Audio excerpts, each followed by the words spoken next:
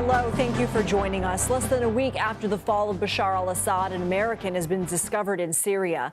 A man identifying himself as Travis Timmerman of Missouri was spotted walking barefoot near Damascus Thursday. He says he was held in a Syrian prison for 7 months, and he spoke with CBS News about the experience. It wasn't bad. I was never beaten.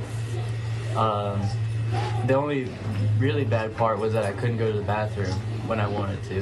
When I came to Syria, I was unaware of the political situation entirely, because that's just how I am. I came here for spiritual purposes. The discovery of Timberman is reigniting hope for American journalist Austin Tice, who was kidnapped in 2012. His family believes he's still alive. CBS News senior foreign correspondent Elizabeth Palmer has more. If there's any hard evidence about what happened to Austin Tice or where he is now, it might lie in the millions and millions of documents left behind by the Assad regime. This was a small Air Force base right in the center of Damascus, winter coat, and lots of documents which are going to be valuable in deciphering what happened in this place, particularly what happened to prisoners. Huh. Interesting. Russian and Syrian writing in here. The Russians, of course, became one of Bashar al-Assad's main backers and support until suddenly they decided they wanted out. And as we now know, the regime collapsed in a matter of weeks. This is the office of a senior officer of an essential service, the maintenance of radars for Assad's regime. And yet, look at it. It's chaotic. Everything is of terrible quality. It's just squalid. It underlines how anybody who was associated with this dictatorship and its repressive system was at once degraded by it and corrupted. The document room. Who knows what terrible secrets these file folders hold. And at the end of the row, a single potato. I mean, it kind of captures the surrealism of the whole situation. A brutal dictatorship suddenly replaced by thousands of, on the whole, smiling Islamist fighters, and Syria's future totally up in the air.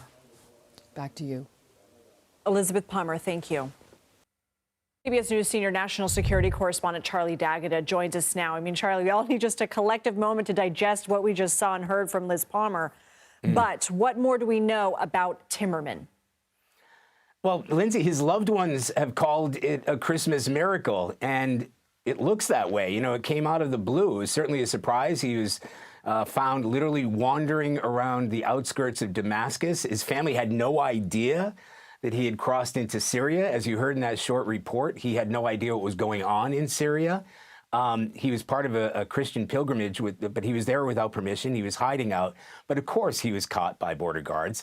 His words, he wasn't beaten. The toughest part was that he wasn't allowed to go to the bathroom. He wasn't even aware that there had been a sort of regime change, just that he was able to walk outside the prison. So, you know, his family are delighted because the last time they knew of his whereabouts was in Hungary.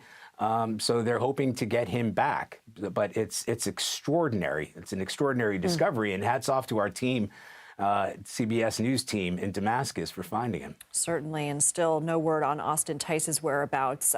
But we know that the U.S. government is working on it. Liz Palmer did say in her report, the future of Syria unknown at this point. What does the U.S. government make of the Syrian rebels? You know, I was just having conversations with U.S. officials here, and what I'm told is that they're making the right noises, right? But this is a group that may have cut ties with al-Qaeda, but that main group, right, HTS, it's an Islamist militant organization, as Liz just pointed out. Its leader, Abu Muhammad al-Jilani, he remains on the U.S. terror list for attacks against U.S. troops.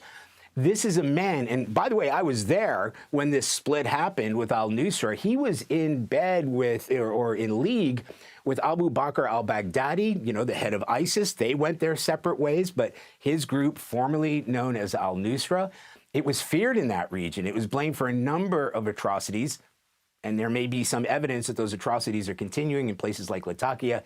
Some of the elements within that group are sworn enemies to America's allies on the ground, the Kurdish forces. So, you know, this really hasn't played out. This is an Islamist militant group that really doesn't go hand in hand with democracy. However, the mood music, he has said the West has nothing to fear, he has said in interviews. He's also said that, you know, groups should live together inside Syria. But I think it's going to be a real measure of what happens in the next, 12 weeks, maybe a little bit longer than that. They know full well that they're not going to need Western support in that region. So it would be to their behest to make sure that they have some semblance of trying to keep Syria together. This is a very splintered, fractured, blood-soaked country, and it has seen some terrible atrocities in the past, and it is going to face some challenges in the future. Charlie D'Agata, we always appreciate your expertise. Thank you. Thank you.